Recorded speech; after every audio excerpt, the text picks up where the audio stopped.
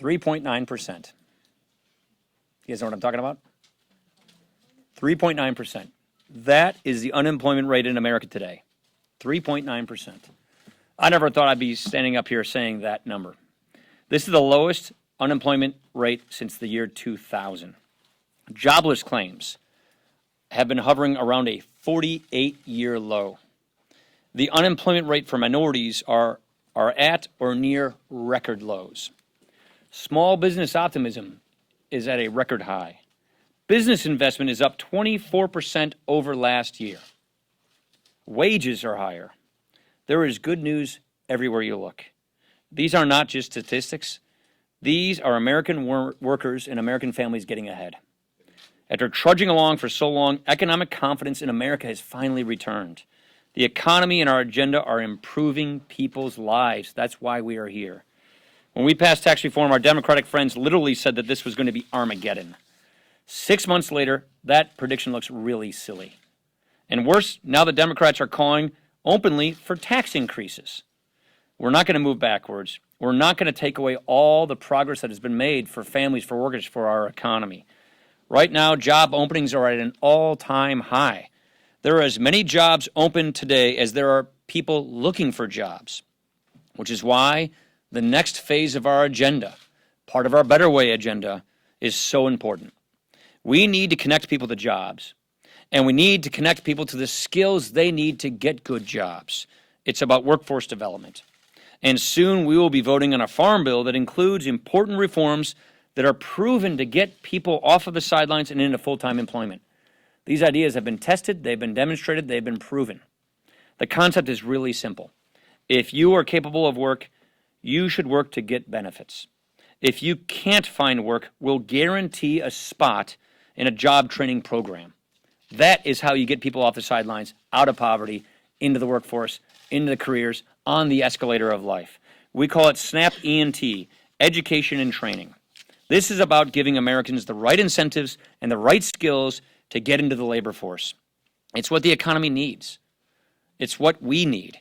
And it's what can help people move into lives of self-determination. We need their talents, and we want to make sure that people can flourish and succeed. This is the perfect time to do this in this kind of an economy. Of course, there's a whole lot more that's happening here in the House. Just this week, we sent the president yet another bill to repeal an Obama-era regulation. We're moving forward on financial services reform to improve access to loans and capital for small businesses.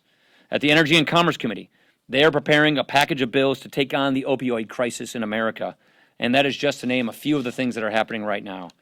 This just shows that while the economy is cooking, and it is, there is still a whole lot more we can do to strengthen it and to ultimately improve people's lives. Finally, most important point, Sunday's Mother's Day. Do not forget to call your moms, maybe make a meal, send some flowers, or both, all right? Don't forget that. Questions? Rachel. A group of centrist Republicans obviously filed this discharge petition for DACA. What are you doing to try to stop this? How confident are you that you can? And if you can't, what is your plan? Yeah, well, we never want to turn the floor over to the minority. And what I don't want to do is have a process that just ends up with a veto. We actually want to solve the DACA problem. Originally, what we always do is we try to find a 218 bill. It's clear to it's clear to us that we're going to have a bill that's going to be bipartisan, but one that the president can support. So that's what we're working on right now, is what is a bill that deals with DACA and deals with all the security, other issues that can get some Democrats and get a presidential signature. Going down a path and having some kind of a spectacle on the floor that just results in a veto doesn't solve a problem. We actually would like to solve this problem, and that is why I think it's important for us to come up with a solution that the president can support. Mike. Mr. Speaker, oh, sorry, I didn't mean to cut you off. Leader Pelosi said that she would like to roll back the tax cuts if Democrats retake control of the House. Is that enough to alarm Republican voters across the country? Should be. I think the average family of four is getting a $2,000 tax cut. You've seen bonuses occur with millions of workers. You're seeing hundreds of billions of dollars being repatriated from overseas into this country, and capital expenditures, meaning plants, equipment, economic activity occurring, wages going up, unemployment going down. All of these things are coming because of tax reform. It's just 6 months into it. and they want to take all that back. They want to raise taxes on hardworking Americans. They want to raise taxes on businesses. They want to make it harder for American businesses to stay in America. I can't imagine that America will want that to happen. Yeah, Christina. Do you plan to bring the Farm Bill to the floor next week? And as someone who has been in favor of free markets, do you support the sugar program? I was expecting a sugar question. So first of all, I'll defer to the majority leader on the timing of the Farm Bill. We feel good with where we are on this. I've long had views that the sugar program needs reforming, but what I am most interested in is getting a Farm Bill passed into law. Edgerton. You know, there's a town named Edgerton. Yeah, I've actually been told that. I Okay. would like to visit someday. So that's why I call you Edgerton. I call him Garrett. That's fine. So 2 questions, if I could. The first question is, do you support term limits for members of Congress beginning with this year's freshmen? And the second question is, do you think that the review by Chairman Gowdy and Chairman Nunes of DOJ documents will be enough to satisfy the Intel Committee's subpoena? Okay, so I've always supported term limits. So, I mean, I've supported term limits since the day I got here. So I'm for term limits. I believe, first of all, I've spent some time looking at the HPSI request, at the HPSI investigation. I think this request is wholly appropriate. It's completely within the scope of the investigation that's been ongoing for a while with respect to FISA. I actually think that this is something that probably should have been answered a while ago. I've spoken with Chairman Gowdy. I've spoken with Chairman Nunes. I've spoken with the Deputy Attorney General on this. I expect that we will be able to have an accommodation to honor this request. Because I think, first of all, it's our job to do oversight of the executive branch. This request is perfectly appropriate within the scope of the committee's investigation, and I hope and believe and expect that they'll be complied with. Do you support Chairman Nunes? Absolutely, yeah. I think it's a completely appropriate request. Wong. Thank you, Mr. Speaker.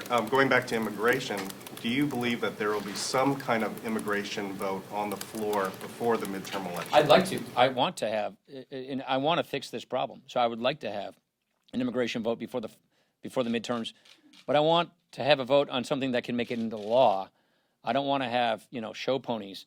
I want to have actual law, and that means the White House has to be a part of this, and it's got to be a bill that the president can sign. The discharge petition would allow a vote on a good Latin call. I'll leave what I said as what I said.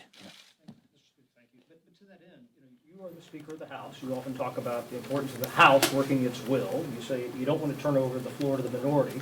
If there are 218 people who want to bring something to the floor, number one, and number 218 Republicans is what I shoot for. Right, But I don't have 218 Republicans. I want to make sure that we've got a bill that the president would actually support. But to that end, the House has passed a lot of legislation during your time as Speaker that has gone nowhere in the Senate, which I know you don't speak for the Senate, that doesn't have a chance of becoming law. How is this different based on that predicate that you set up, that this has to be something that becomes law when pertains to I think that's a fair question.